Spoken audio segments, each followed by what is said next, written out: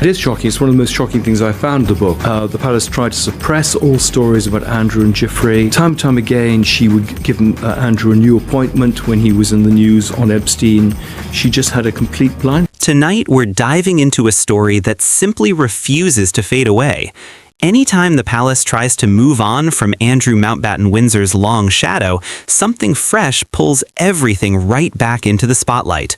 And this week, newly revealed photos from Jeffrey Epstein's private island have pushed the former Duke of York straight into the heart of a worldwide scandal once again. Tonight we're getting an inside look at some of the rooms in Jeffrey Epstein's notorious home on a private Caribbean island where underage girls and young women were trafficked and sexually abused. Democrats on the House Oversight Committee released these photos as well as videos they say have not been made public before. These photos were shared by the United States House Oversight Committee, and the material shows rooms, hallways, storage areas, and personal belongings from the Caribbean hideout that Andrew admitted visiting during his 2019 Newsnight interview. What truly happened with Andrew on the island is still debated. Andrew has denied all wrongdoing, yet the release of these photos has revived serious questions the palace has never fully shut down. So in this video, we're going over what was made public, what it means for Andrew's already collapsing position inside royal circles, and how it links to more recent claims about his conduct. A deeply disturbing accusation related to Andrew's time on the island came from Virginia Giuffre's statements, which appeared in court records stretching across several years. It was a wicked time in my life. It was a really scary time in my life. I had just been abused by a member of a royal family. I didn't know what could happen. And I couldn't comprehend how on the highest levels of the government and powerful people were allowing this to happen, not only allowing it to happen, but participating in it. She claimed that Andrew participated in what she described as a group situation involving herself and 8 other young women. In her words, they were Russian girls brought in by Epstein.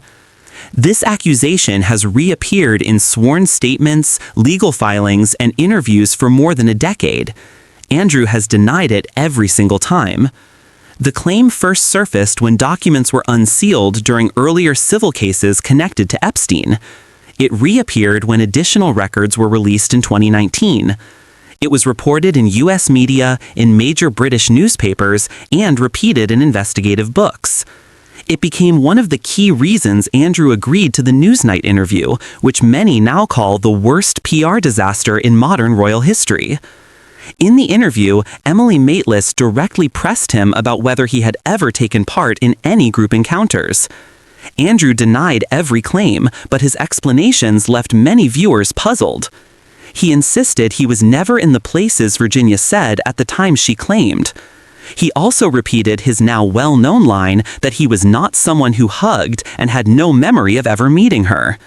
For many watching at home, his denials created almost as many doubts as they cleared. One of Epstein's accusers, Virginia Roberts, has made allegations against you. She says she met you in 2001. She says she dined with you, danced with you at Tramp nightclub in London. She went on to have sex with you in a house in Belgravia belonging to Ghislaine Maxwell, your friend. Your response?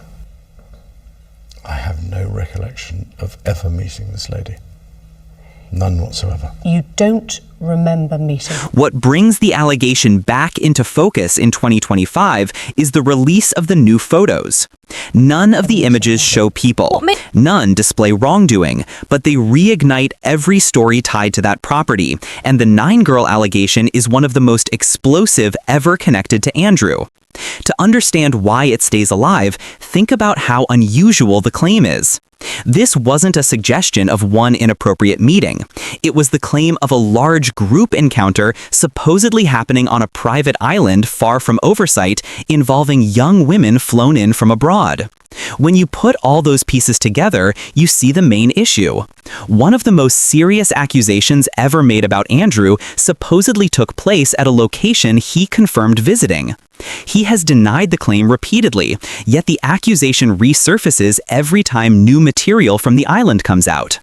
The first batch of photos showed rooms that looked deserted, unused dental tools, masks, linens in piles, and a chalkboard with faint words still visible, mentioning power, deception, truth, and time.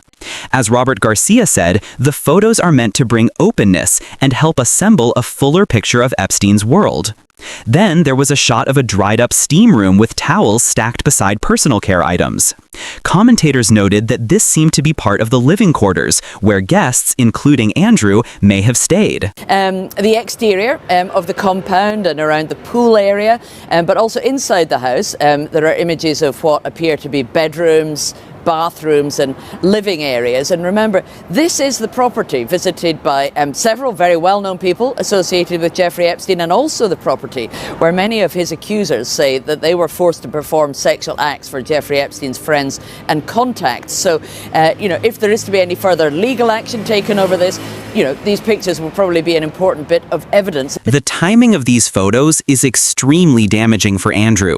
Just as talks were reportedly happening about his staffing requests for a smaller home on the Sandringham estate, this suddenly hits the news cycle. Once again, he is associated not with duty, but with controversy. Privately, some insiders say Andrew's behavior brought great pain to the late Queen during her final years.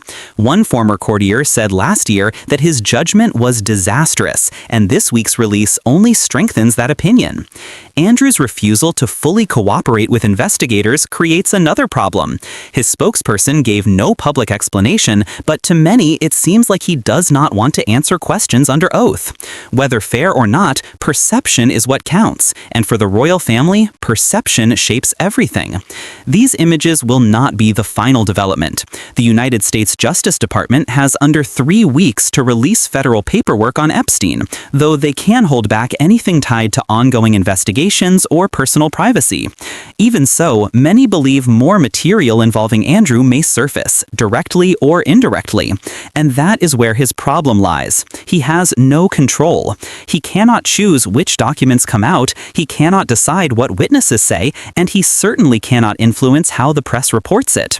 For the royal household, this means one thing: the Andrew story continues to darken the atmosphere.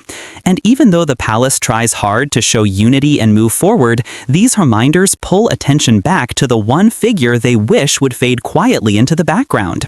His situation today is the result of choices made over many years.